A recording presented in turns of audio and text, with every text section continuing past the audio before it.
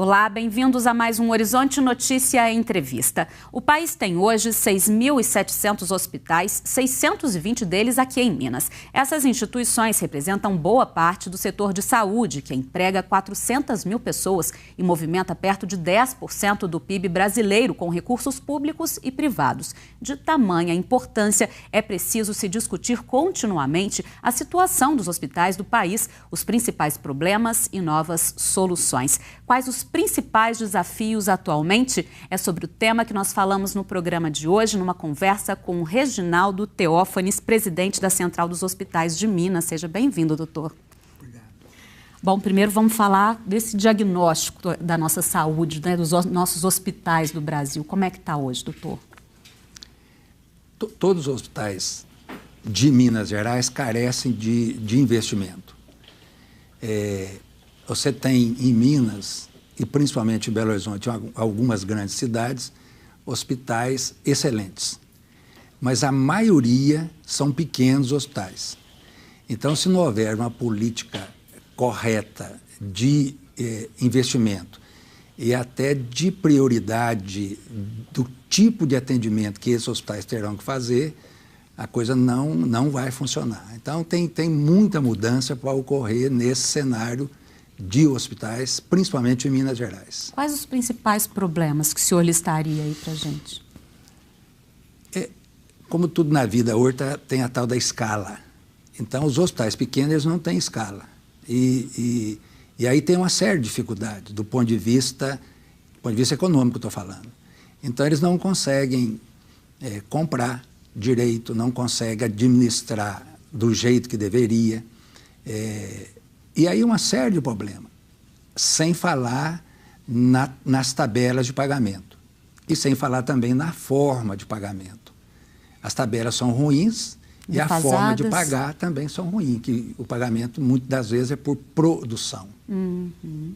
As tabelas estão defasadas, todas, é isso? Todas, não só do SUS, essa não sei nem falar, que todo mundo fala toda hora, como também dos planos de saúde, das operadoras de plano de saúde. Também tem que rever.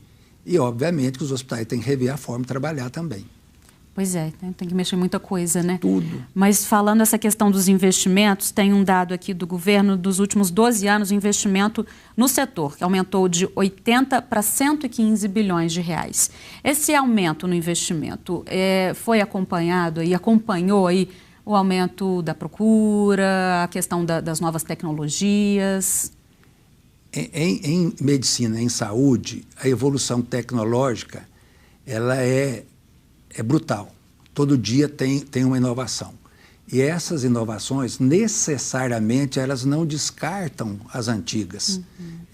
A exemplo da indústria, que determinadas coisas deixam de ser usadas e são descartadas. Vou pegar um exemplo simples, só para ficar entendível, raio-x. Tem 100 anos que faz raio-x. Hoje já tem ultrassom, tomografia, ressonância e outras coisas, e o raio-x continua sendo feito. Então, não descarta. Então, esse investimento ele é constante. Agora, esses valores que você colocou, de 80 para 115, esse é o investimento do governo. Então, se você raciocinar que nós somos uma população de 200 milhões de habitantes em número redondo. 3/4 é atendimento público. Então, 150 milhões gastam este valor. E os outros 50 milhões que estão nos planos de saúde, eles gastam um valor superior a esse. Então, 100 milhões você faz 1/3 e 100 e poucos bilhões, né? Não é milhões, é bi. 100 você faz para 1/4 da população e para 3/4 você gasta um valor menor. Então, essa conta não fecha, tem um trem errado. E eu não tenho dúvida nenhuma que é em função do investimento necessário. Pois é, a gente vê aí, inclusive, casos recentes de hospitais, inclusive muito importantes aqui em Belo Horizonte, na região metropolitana, ameaçando fechar, porque exatamente essa conta não fecha. Há muitos hospitais endividados aqui em Minas? Todos. Talvez você pudesse falar não vou citar nome. Em situações piores.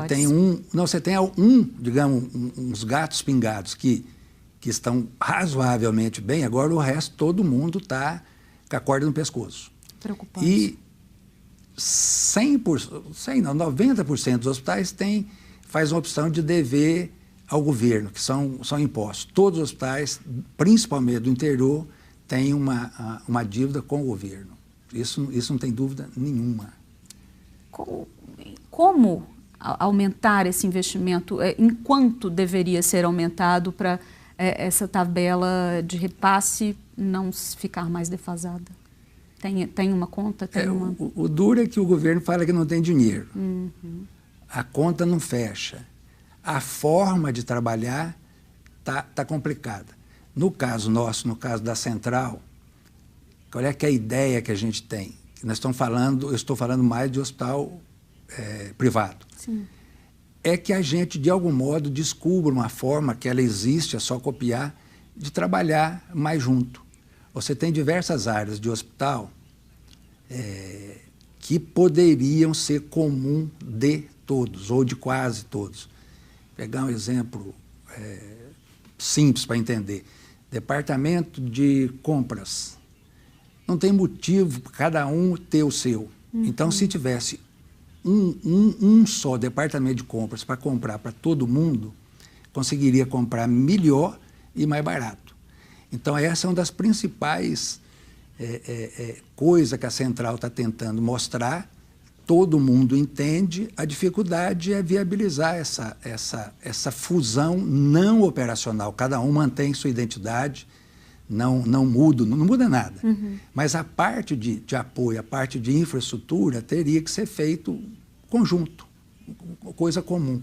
A área assistencial, que cada um tem o seu perfil, seria mantida normalmente, não mudaria absolutamente nada. Mas as áreas de apoio mudaria. É uma coisa que poderia ajudar a resolver. Pois é, e aí a Central tem 2 anos, né, que o senhor estava dizendo, está tentando mudar, entrar para mudar um pouco essa forma de gestão, é isso? É isso, nós estamos tentando motivar a turma, que a gente, mineiro, é um bicho desconfiado, né?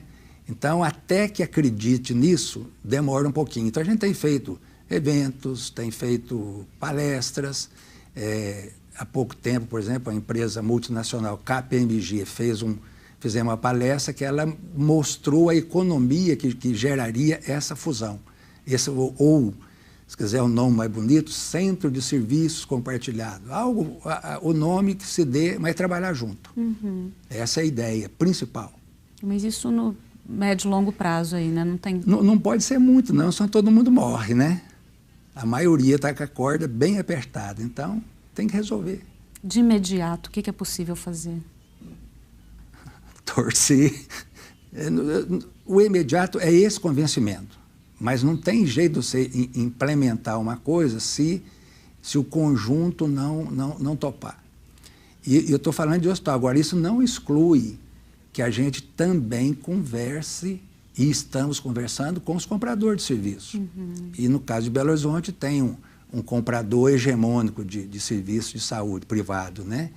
Então, talvez facilite ao entrar todo mundo o fornecedor também vai ter interesse nisso. Então, a gente está tentando, num primeiro momento, nós estamos conversando com hospitais e algumas operadoras. E, num segundo momento, com o fornecedor e todo mundo dessa cadeia de saúde, se entrar no jogo, facilita. O imediato a gente poderia dizer que seria, então, essa conscientização geral de que é preciso se reformular o setor. O pessoal está absolutamente consciente. O problema é tomar a atitude de fazer a coisa junto. Nós somos muito desconfiados. É um defeito da gente. Sei lá se já foi virtude há algum tempo, mas hoje é defeito. O senhor estava falando um pouquinho da questão dos atendimentos, né, públicos e privados. Os públicos bem maiores do que os hospitais particulares. Ele tem que atender 150 milhões dessa população. Isso vem crescendo nos últimos tempos por causa de crise, muita gente deixando plano de saúde? Não, isso é gritante hoje, né? Os planos de saúde nos últimos 2 anos perderam mais ou menos 3 milhões de usuários. Era 51 milhões e está hoje em 47, 48.